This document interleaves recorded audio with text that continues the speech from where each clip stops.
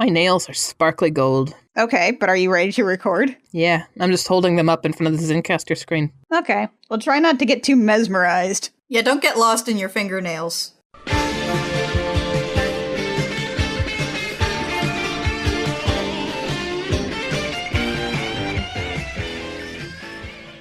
Hey there, Internet. I'm Annie. I'm Kit. And I'm Mac. And this is the JEM Jam, where we do an episode-by-episode recap of the 1980s cartoon Jem and the Holograms, because it is truly outrageous, and this time it is truly the end of Season 2. It is Hollywood Jem Part 2, and the winner is... There's just an ellipsis at that. There's no end of the sentence. And the winner is... AKA Episode 53. Hi, guys. How's it going? It's the end of Season 2. How is this possible? We just started doing this podcast. We made it through another season of this? We're so close to Riot, guys. So this episode was, of course, also written by Roger Slifer. He's back again. I would hope so, considering he wrote Part 1. And you know who else is back, guys? The narrator. Who is this person? I don't think we've heard this person since, like, when they made the movie? Was that the last time? The talent search, maybe? Maybe it was that? I think that's the last two-parter we had, was the talent search. Yeah, so it's been a while, narrator. Mysterious narrator lady who might be, like, Kimber or something? Maybe Ashley's voice actress? Setting aside, why don't we just do a quick run-through of what happened last time? Let's catch up. Jem got nominated for an Academy Award for some reason. For friggin' Starbright, that movie she made in episode 8. Which implies that everything since episode 8 has been in under a year. And then Jem signed on to be in a movie called Future Rock. A Howard Sands movie. Howard Sands and Danielle Devousant are, like, also in this for, like, 5 seconds. Which is weird, because we thought Howard Sands has been replaced with David Xanatos, but apparently not. I guess we have room for 2 multimillionaires in Hollywood. Also starring in Future Rock is Sean Harrison, British teen idol. Quotes around teen and idol, please. Probably quotes around British, too. Oi, what? Also, stuntman for Sean is Jeff, Kimber's other boyfriend. Who somehow doesn't know Sean? And Jeff proposed. Jeff wants to marry Kimber after Sean had already been like, let's be exclusive. And she's like, let's go tell Jerica we're engaged. Wait, what? And then Sean actually did go and get a ring, but he didn't get a chance to propose before Jeff proposed. And now Kimber's marrying Jeff, and Sean is walking off into the sunset while the Sad Hulk piano music plays. But unaware of his feelings, Kimber was going to marry Jeff. Oh, also, Jem is now in a huge rivalry with not Geraldine Page. Yeah. This will become relevant for about 30 seconds later in the episode. Yeah, we started off with that being a plot thread in the last episode, and we're just ditching that in favor of this soap opera garbage. And also, Jem has managed to offend a famous French director named Francois Truffaut, who screams things like, I am artistry incarnate! Again, soap opera garbage takes precedence. Anyway, here we are. Wedding dress shopping. Yeah, for Kimber, the holograms minus Jerica are out here. And Kimber's a little like, oh, I just wish Jerica would be here. I mean, I know she's mad at me. And Jerica somehow planned to come to the exact same dress store. And she says, well, I guess someone has to give away the bride. Also, they, like, walk right into the wedding dress store without an appointment, and I was under the impression that you cannot do that. Maybe if you're there at, like, a David's Bridal, but not at one of these places. But no, they just walk in the front door and say, we want to buy a wedding dress, and the lady who works there doesn't yell at them. And Jerica's like, even though I think you're making a mistake, I want you to be happy, which is a surprising level of both maturity and passive aggression from Jerica. It's magical how she's able to mix the two in there. Yeah, it's just wow. Yeah, that's practically a neg. Also, it just breaks my heart a little that someone has to give away the bride. Both of our parents are dead. You think that would be a bigger thing, that Kimber, who loved her father so much and was a daddy's girl, would be really, really upset that her father is not going to be here to do one of the most, like, traditional things you can in your typical, like, American wedding fantasy that little girls have, apparently? Listen, Kimber is like a fairy from Peter Pan. She only has room to think about one man at a time. And today it's Jeff! And then we jump right into one of our 2 wedding songs. Because tomorrow is when Kimber's getting married, so the song is called Tomorrow Is My Wedding Day. They're buying the dress the day before the wedding? There's no fittings, no alterations, they're not planning a shower. They're just buying it off the rack? I'm vaguely concerned they're not having, Shayna, like, design this and then Synergy just hologram it. Wait a minute! Why aren't they doing that?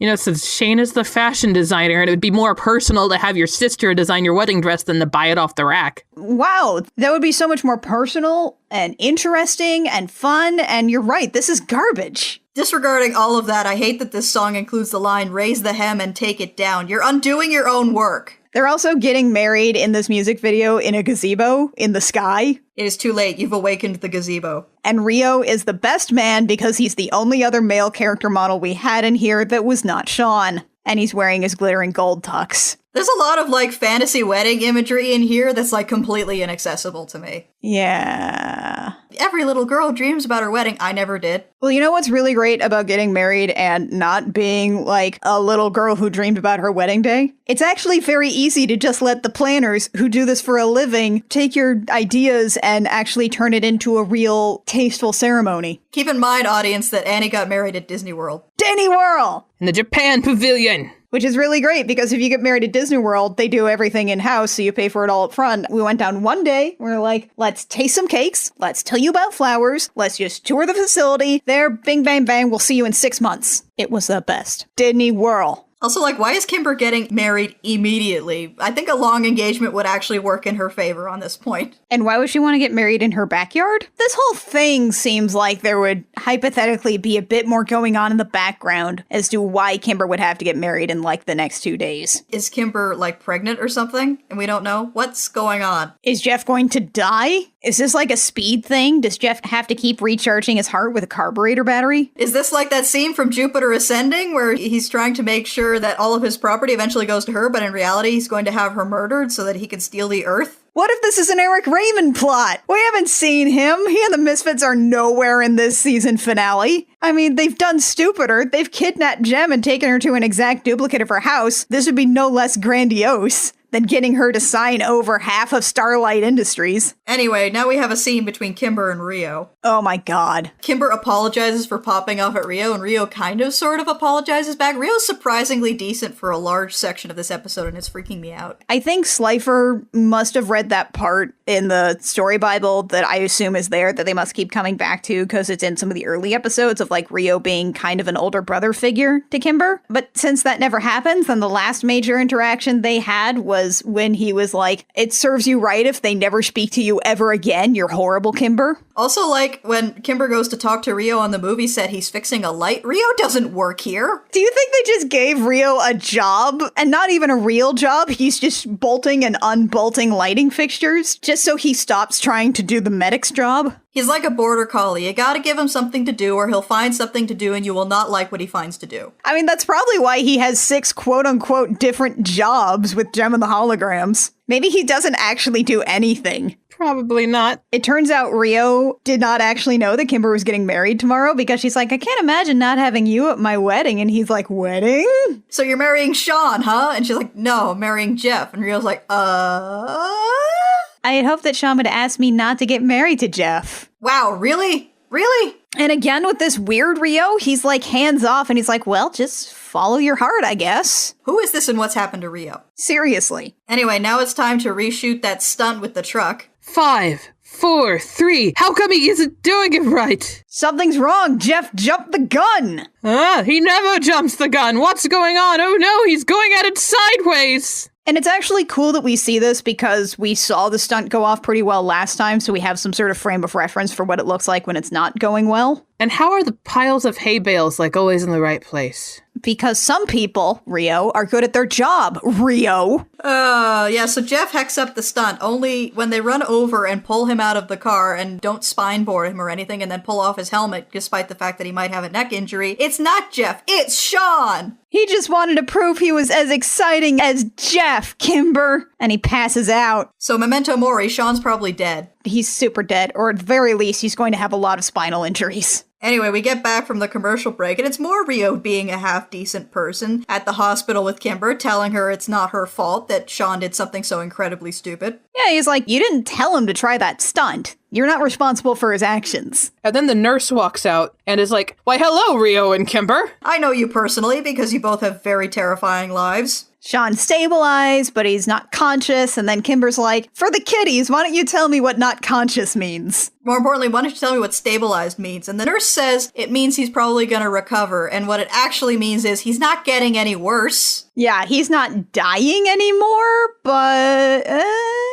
But yeah, Sean's in a soap opera coma, I guess. And then Rio's like, okay, Kimber, I'll stay here. I'm not important to the plot. You go get some sleep. You're getting married tomorrow, remember? And she's like, oh. I mean, this has to be a body snatcher Rio, right? Yeah, has to be. Who is this? He's really a skin stealer. Okay. Theory. What if Rio is in a closet somewhere and this is Synergy? Oh, I'm so willing to believe that. We don't really see them physically touching all that often, and we know from previous episodes that it's not like people recognize whether or not Synergy is physically touching them or interacting with them. What if Synergy just wanted to actively be involved in Kimber making a gigantic mistake and gently guide her to, like, maybe thinking things through and being responsible? So she had Rio beat up and stuffed in a closet and pretended to be Rio for the whole episode. Yes, exactly. So tomorrow, where Kimber is getting married. And Jeff hasn't shown up to his own wedding yet? Yeah, he's almost late. Everybody is seated. We are right about to start the music. We're ready for the walk. Also, the bridesmaids' dresses are really incredible. They're very 80s. And Rio also calls and he's like, Sean's conscious. I'm going to talk to Sean. You start without me. And Jeff then rides in. On a motorcycle. In a tux. With no helmet. You think as a stuntman, he'd know better. Well, he's wild and unpredictable. You never know what he's going to do next. Except that it's going to be dumb. And so we get all set up for the wedding, and, like, there's this bit about the Starlight Girls, you know, off to the side, stuffing bags full of rice. Like, that's a naughty thing to do and not just a thing you do at weddings. Also, like, we haven't seen these characters probably since our very special drug episode. I don't think we spent any significant time with, like, any of the Starlight Girls for a while. At one point, Jerica's like, Kimber, hey, are you ready for this? And Kimber's like, do the Misfits cause trouble? Where are the Misfits? Why wouldn't they crash this wedding? This is perfect for them. Jim's getting all this publicity. Free publicity. Come on. They've got to see it on Lindsay's show. This has to be on, like, the evening report. Kimber marries stuntman. They're back behind the seating. They're ready to walk down the aisle. And Kimber says, Jerica, can you call Synergy? There's one more person without whom this wedding wouldn't be complete. Oh, it's going to be Synergy, isn't it? It's going to be Synergy because she's kind of like your mom and your friend. It'd be important to have her there on your big day. No, it's Jim. Need Jim here. That's so cold. And also, no one has thought about, should we invite a hologram of Jem to this wedding? At this point, Synergy is just like, why do I like you people? You all suck. Oh, poor Synergy. Anyway, now Jeff is doing stress chin-ups. Yeah, he's in, like, the exercise room in the mansion. I don't know how he found that. And also Howard Sands is here as, again, one of the only male characters we have. Jeff is doing stress chin-ups in his tuxedo? He's getting it all sweaty? He's not getting that rental deposit back, like, ever. Nope. That's disgusting. Like, those things sweat like a nightmare. You get sweaty just hanging around in air conditioning. This man is going to be the smelliest groom that has ever existed in a wedding where you wear tuxes. And apparently Jeff is feeling a little hesitant about this whole wedding thing. You know, that thing that you proposed and then you got planned, like, what, 2 days ago? You make good decisions, Jeff. Speaking of good decisions, here's our second wedding song, called Happy Ever After. This, for some reason, is evocative of a hanging for me. I don't know why. I don't know if it was on purpose. It's like these characters are walking towards the gallows. The thing is that Kimber's actually kind of thinking about that, though. Yeah, she has regrets, specifically about Sean. She goes through this whole music video thinking about, oh, Sean. And also Jeff keeps trying to kill himself. And oh, Sean. He doesn't like the opera. Kimber likes the opera? I don't think Kimber likes the opera. We finally get to the actual ceremony itself. Marriage is what brings us together today. And, like, both Kimber and Jeff stutter out their vows. I do? I guess? And then they actually do the does anyone object thing, which, you know, comes at the beginning. And I'm pretty sure even in most movies, it comes before the vows. Which, as soon as he asked this, suddenly Rio is on the scene. I object! In his glitter and gold tux. Is that the only tuxedo he owns? I think it is. And as he dives forward, he basically dives so that he's sitting on one knee in front of Kimber, holding up a ring, and he goes, it's because I have a proposition of marriage for you! And that's a commercial break! This is the most wonderful Memento Mori buy our dolls of the entire show. Buy our dolls or Rio will marry Kimber. This is the best one that doesn't immediately threaten someone's life. It's just so many different angles of nonsense all smashing into each other. What a finale this is. And so we come back from the commercial break, and he's like, no. I mean, I see where you might get that, where you think I'm directly proposing, but no, it's more nonsensical. I'm proposing by proxy for Sean. Because he is currently unable to walk, and he wanted to ask you this because he loves you, so anyway, will you accept? And Kimber goes, oh, Sean. And it turns out that this has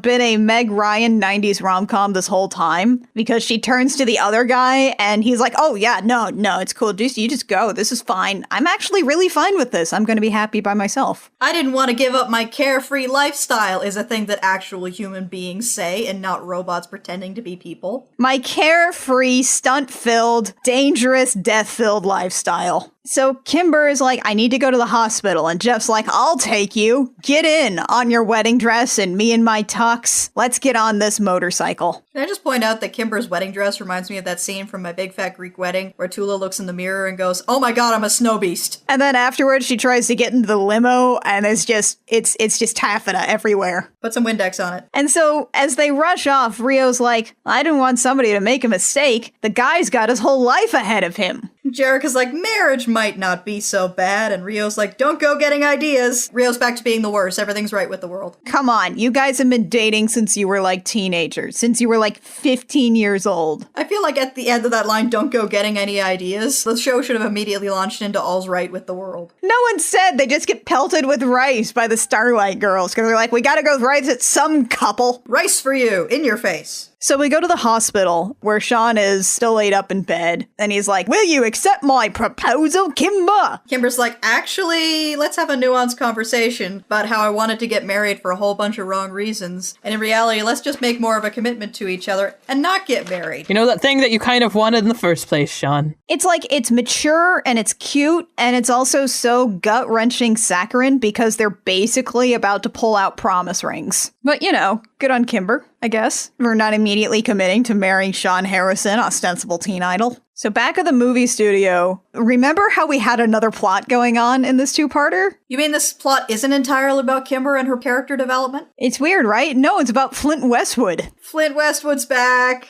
They're doing a screening for Starbright. Flint Westwood has apparently seen it twice already. He thinks she was marvelous in it. Oh my god. And Francois is also here to watch it out of spite. And basically what happens is that Francois has a different opinion about a movie than Rio does. And Rio and Flint want to fight him. JEM, you want me to make his day? Did you get it? He's a Clint Eastwood reference. Have you noticed yet? We're worried that you may not have noticed. Here's the thing, though, about this is that one line makes Flint Westwood already a much better person than Rio because he's at least asking before violence. Rio does have to be forcibly restrained. No, you guys, see, people are allowed to have different opinions about movies. Is Rio just Twitter? He's also YouTube comments. Francois, right before the movie starts, he's complaining about JEM's presumptiveness to, like, be an Academy Award nominee when she's a music and blah, blah, blah. And that's not really remarkable except for the fact that he's apparently explaining this to what appears to be Rogue of the X-Men. Oscar crowd scene punks. Oh man, I miss crowd scene punks. We don't get enough of them.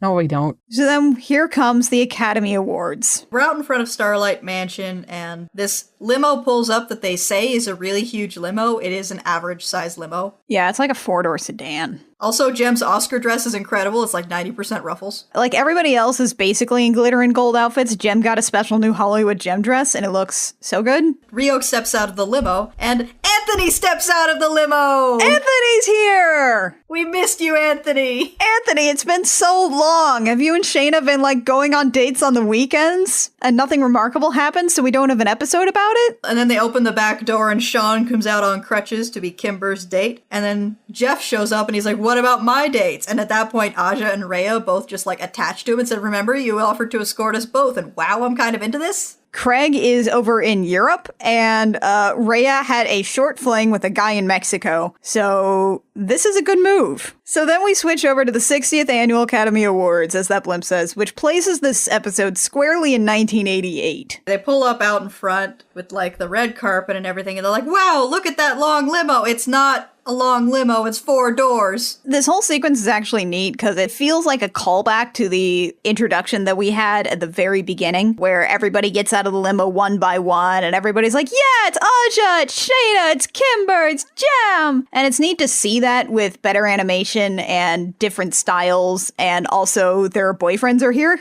At one point, somebody points out, look, it's Flint Westwood, make our day! And it's like, did you get it yet? And then as they're walking up towards the stairs, Rio's like, oh, don't worry about it. There's only like 1 billion people watching right now. And Jem's like, you sure know how to make a girl feel secure, Mr. Pacheco. Oh, I miss Jem calling him Mr. Pacheco. It's weird that Rio's ostensibly dating 2 different people because the relationship is basically exactly the same. It's true. There's not really much difference between Jem and Jerica at this point, aside from Jerica has to do the taxes and doesn't get to go out and do fun stuff. And also the way that Rio treats them is exactly the same. It's like he doesn't even realize they're ostensibly 2 different people. Maybe that's it at this point. He just thinks he's dating Jem or Jerica, and he doesn't actually pay attention to which one it is. Oh, hey, Jem. I mean, Jerica, sorry. You look so hot, you'll melt the cameras. Like some glimmering golden dream. Now it's time to actually sit down and watch a bunch of the technical awards that nobody cares about except when Fury Road is nominated for an Oscar. Kimber gets really miffed about this. Also, in more weird callbacks, the first presenters for the awards are Lena Lerner and Dominic. Where have they been? Also, why is Dominic here? Do they often call mother-son duos to present awards together? Because I don't think that's the case. I would bet Dominic has always been such a little snot that he probably threw a fit until he, came on with his mother. That sounds about right. The host here is actually, respectable and not making cringeworthy jokes. What the heck? That's not the Oscars.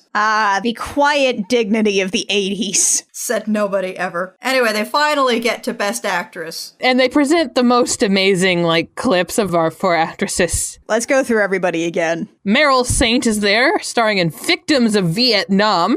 Sigourney Weaver is there, spewing way longer lines than she ever did in Aliens for Alien Poltergeist Part 4, which is a movie that would never get nominated for an Oscar. We have Geraldine Pathos in Heartland of the Homeless, which definitely isn't The Grapes of Wrath. I thought it was Homeland of the Heartless. Honestly, it doesn't matter. And then in the end, it's Jem, of course, with Starbright and the Rose scene with Rio. What's great is that they say Jem of Jem and the Holograms. And they show that one clip from the movie that we actually saw them film from, the indie version of Starlight, which is oh yeah, I see you get enough roses from everybody else. And she's like, wait, Johnny, instead, how about we kiss? Whoever was responsible for writing and or voice directing this scene seemed to think that more acting equals better acting. Monologues are the only way you can tell that someone is a good actor. And it turns out the winner is...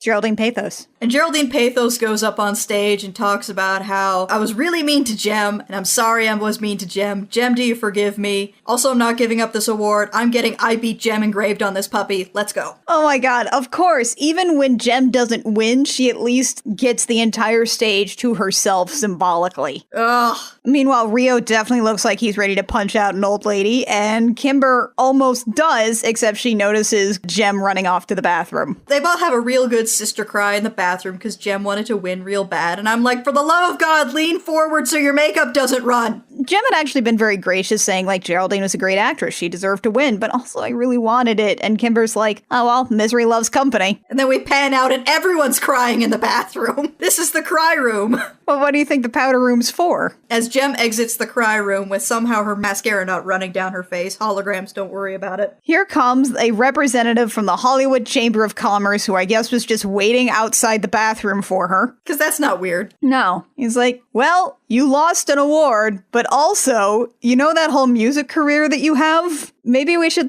acknowledge that. So she gets a star on Hollywood Boulevard. And then Rio's like, well, I guess Hollywood Jem is here to stay. And also, we have about 90 seconds to pad out. So here's Hollywood Jem again. It's just Hollywood Jem. It's just the song. Again, there's maybe slightly different animation, but it's pretty much just, hey, look, it's Jem. Hollywood Jem. And that's the end of the episode. And that's the end of the season. Why wasn't this a Jem gets lost in stardom arc? As it is, she has no arc, and it's all about Kimber. It totally should have been that. It's just got revised to hell and back, and now we have this. It's like they were 2 different episode plots that they decided that they wanted to make into a 2-parter and mix them together. Because definitely one plot just sort of stops when the other one starts, and then when that plot wraps up, we go back to the first one. So yeah, here we are, at the end of season to There was JEM. Hollywood Gem. At this point, we are going to take a bit of a break. We took one last year around the same time due to holidays coming up. We'll be back probably around mid-January. I don't know what you guys are talking about, like riots coming up. I am ready to go. Mackenzie's ready to record that episode today, but we're going to take some time off. Typically speaking, aside from this upcoming break, the Gem Jam comes out every Sunday on iTunes, SoundCloud, Stitcher, and YouTube. You can also find us on Twitter and Tumblr. We are at the Gem Jam just about everywhere, except on Twitter, where we are at GemJamCast. If you like what we do and you want to support us, a like, rating, review, subscribe. Anywhere you find our podcast, especially on iTunes, is always helpful. It helps us get discovered. And we like the compliments. We are egoists. We're from the internet. We need a lot of attention. Oh, so much attention. If you have some money kicking around, you want to send that our way, we are at patreon.com/thegemjam. When we come back from our break, we'll be diving right into the Stingers with Enter the Stingers Part 1 of Season 3. I'm so excited. So, until next time, dear listeners, I'm Annie. I'm Kit. And I'm obsessed with Riot. Yes, you are. And this has been the Gem Jam, where we remind you that frankly, my dear, I don't give an outrageous.